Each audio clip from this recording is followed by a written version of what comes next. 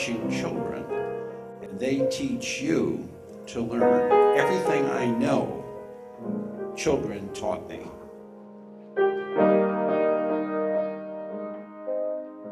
Il professor Gordon ha dedicato, devo dire, la sua intera vita a cercare di capire come apprendiamo la musica e come impariamo la musica, come il bambino sviluppa la sua attitudine musicale a partire dall'età neonatale. In 40 anni ha svolto ricerche, studi, osservazioni scientifiche, ha pubblicato numerosissimi testi. Quello che mi ha convinto immediatamente del suo approccio è stato il fatto di non portare al bambino una musica in versione bambinizzata, semplificata, ma invece di fare in modo che noi musicisti, noi insegnanti, portassimo al bambino il nostro talento musicale.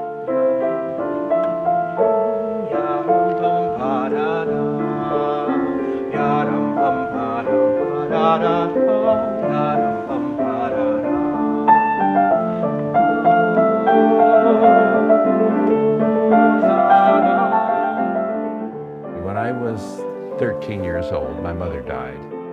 As a young boy, I was beginning to get into trouble around city, doing things I shouldn't do with friends.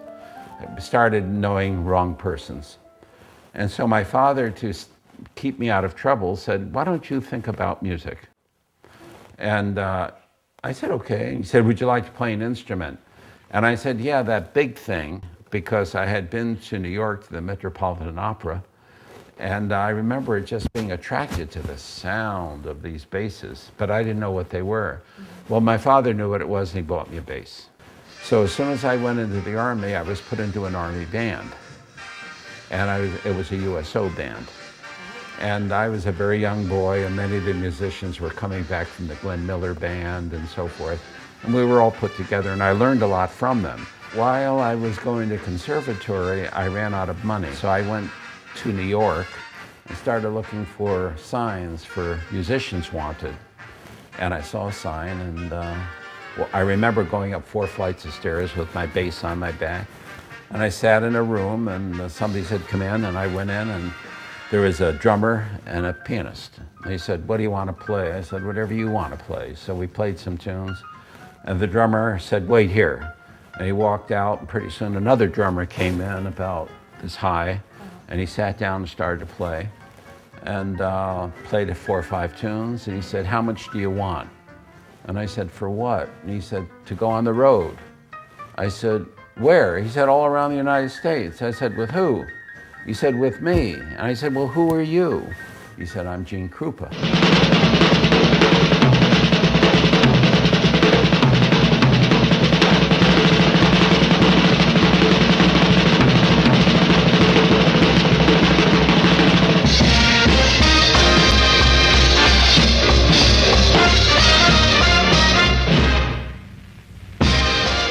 I learned more from him in 2 years than I ever learned in school.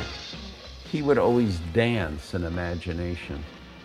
He was always, do you know the word audiation? Audiation is to music what thought is to language. This is all going on in the head, and that's what they meant. That good musicians are always hearing music that isn't physically present. Mm-hmm. And then it goes to your fingers.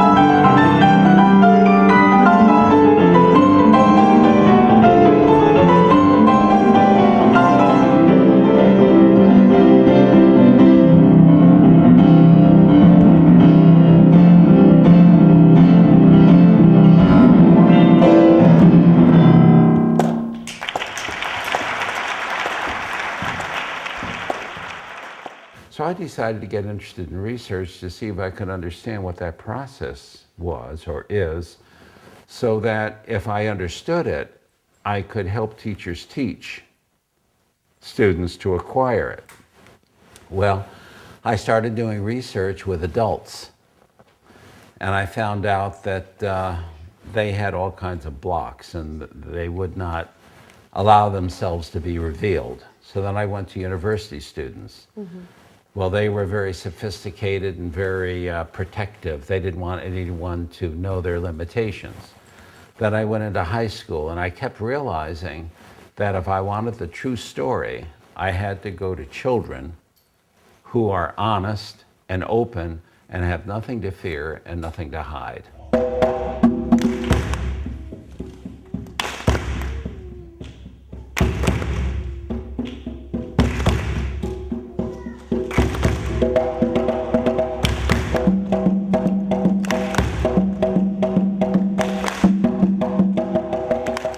So I didn't start teaching children because I wanted to, it's because I had to. But once I started, I enjoyed it so much that I realized that's where the most fun is teaching young children. I figured if I could work with children, as soon as they're born, I watch them and observe them and document, and then I could watch their progress and begin to understand how they begin to learn. Educazione, nel senso originario del termine, uno non finisce mai di dirlo, vuol dire trarre fuori. Se si vuol dire educere, proprio dal latino, no? Trarre fuori, vuol dire che l'altro è pieno, che l'altro ha delle ricchezze sue, ha delle potenzialità, delle capacità che se mette a frutto, chissà che frutti daranno dopo, no? Ecco. There is a normal distribution of aptitude. By aptitude, I mean potential to achieve. Potential is innate, it's inborn, but it's not hereditary.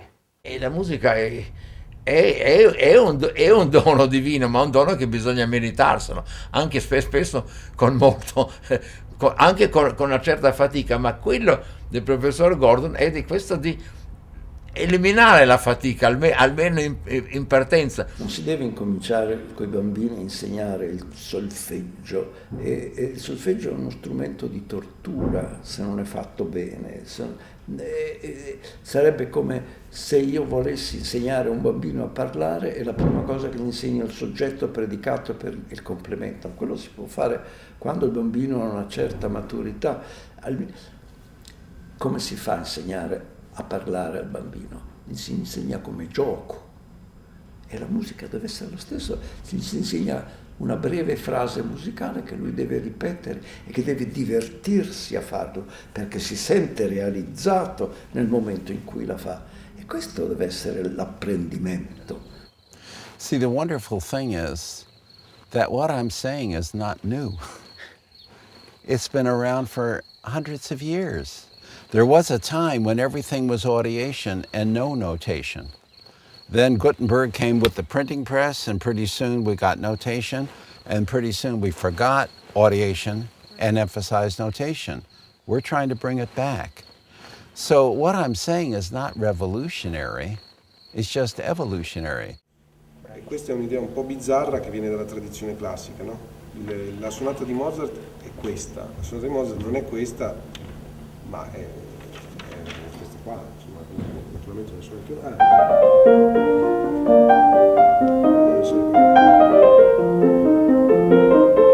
È questa qui, non è quella scritta lì. In music learning theory, it's sound before sign, practice before theory. Just turn the whole thing around.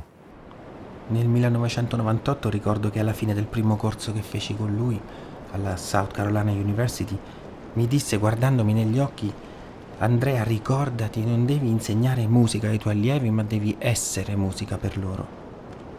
Da lui ho imparato tantissimo, anche quando stava in silenzio. Era curioso come un bambino, sempre a farsi e a fare domande. Nel 2000 mi suggerì di fondare l'AIGAM e poi mi ha sempre sostenuto nel dare forma a questo progetto che ha fatto davvero tantissima strada. What Andrea is doing and what I'm doing and what they're doing in music learning theory all over the world is saying, look, we're trying to give children the preparation for when they become adults, that they will be intelligent listeners to music. What advice would you give then to future teachers or practicers of MLT? Well, I would ask them to please develop their musicianship to the highest level possible. I would say continue to be a musician, as Andrea is doing. He keeps playing. I kept playing as long as I could. I would like them to understand what I've created but for them to improve on it. So many persons think that because somebody says something, that's the final word and it's reached perfection. The fact is, I say about a lot of my predecessors, they were great pioneers, and I'm going to improve it. And the greatest compliment to me would be for somebody to say, oh, Gordon, he was a great pioneer, but we've made improvements. You know, a method from the Latin path. You follow a path. Well, once you stop thinking, there's no hope. Music learning theory goes on and on and on. I keep doing research, I keep learning. By the way, I keep changing my mind. Persons write articles about me and say, Gordon, how can you understand anything he says? Every time he writes something, it's different. Of course, I'm alive, I'm learning.